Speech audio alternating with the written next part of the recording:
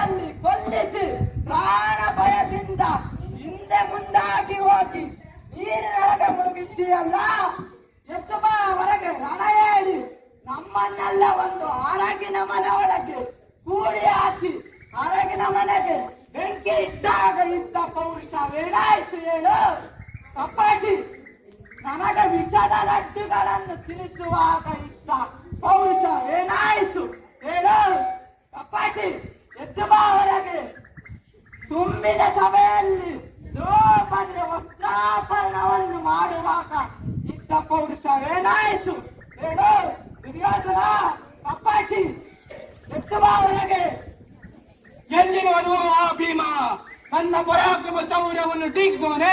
ನನ್ನ ಪರಾಕ್ರಮ ಶೌರ್ಯವನ್ನು ಟೀಕಿಸಿದ ಆತನ ಪರಾಕ್ರಮ ಶೌರ್ಯ ಬೆಷ್ಟೆಂಬುದನ್ನು ನಾನು ಈಗಿನ ನೋಡಲೇಬೇಕು.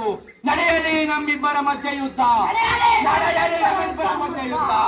ತಾಳು ದುರ್ಯೋಧನ ತಾಳು. ನಾವು ಐವರಿದ್ದೀವಿ, ಆದರೆ ನೀನೊಬ್ಬನೇ. ಒಬ್ಬ ಐವರೊಂದಿಗೆ ಯುದ್ಧ ಮಾಡುವುದು ಧರ್ಮವಲ್ಲ. ಆದ್ದರಿಂದ ನಿನಗೆ ಯಾರು ಬೇಕು ಅವರನ್ನು ಆರಿಸಿಕೊ. ಆಗಲಿ, ನೀವು ಹೇಳಿದಂತೆಯೇ ಆಗಲಿ. ಸಾಲಾಗಿ ನಿಲ್ಲಿ. ಬರೀ ಮುಂದಕ್ಕೆ.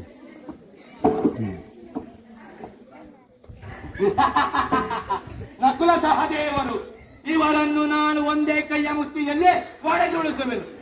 ಸಾಲಾಗಿ.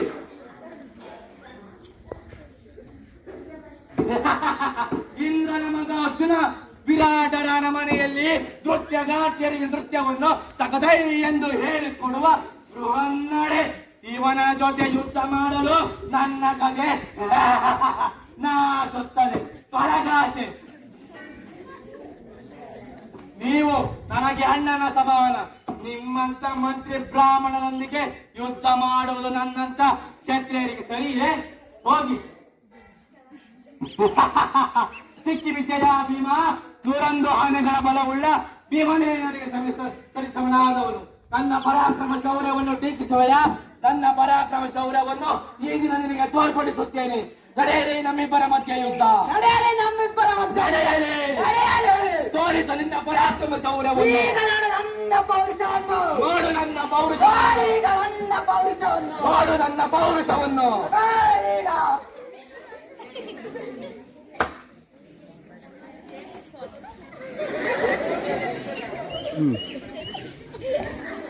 ಈಗ ನನ್ನ ಪೌರುಷವನ್ನು ತೋರಿಸು, ನಿನ್ನ ಪೌರುಷವನ್ನು.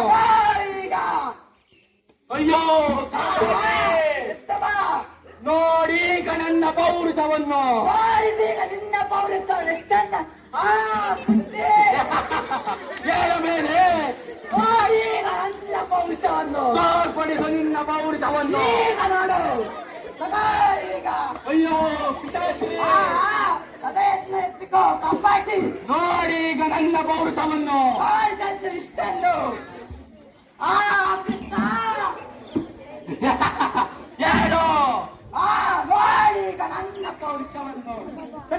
ಈಗ ಅಯ್ಯೋ ಗುರುಕುಲ, ಎತ್ತು ಬಾರೋ ದುರ್ಯೋಧನ ಕಪಾಟಿ. ನೋಡೀಗ ನನ್ನ ಪೌರುಷವನ್ನು. ತೋರಿಸಂದು ಎಷ್ಟಂದು. ಭಲೆ ಭೀಮ, ಭಲೆ ಭಲೆ. ಆ ಕೃಷ್ಣ ಏನೋ ಸನ್ನೆ ಮಾಡಿ ತೋರಿಸುತ್ತಿದ್ದಾನೆ. ಭಲೆ ಭಲೆ ಭೀಮ, ಭಲೆ ಭಲೆ. ಗೊತ್ತಾಯ್ತೀಗ. ನೋಡೀಗ ನನ್ನ ಪೌರುಷ. ಹೇ ಭೀಮ, ನನ್ನ ಪೌರುಷವನ್ನು. ಈಗ ನೋಡು. ತಗೋ. ಈಗ ಅಯ್ಯೋ ಮೋಸದಿಂದ ಗೆದ್ದು ಬಿಟ್ಟೆಯ ಭೀಮ. ನಮಗೆ ಮೋಸ ಮಾಡಿದ್ದನ್ನು ಮರೆತೆಯ? ರಣ ಹೇಳಿ ಕಪಾಟಿ. ಸಾಕು, ಕುರುಕುಲವೇ ನಾಶವದ್ದ ಅಂತಾಯಿತು. ಇನ್ನು ತರ್ಪಣ ನೀಡಿ ಸದ್ಗತಿಯನ್ನು ಕರುಣಿಸೋಣ. ಆಗಲಿ ಅಣ್ಣ.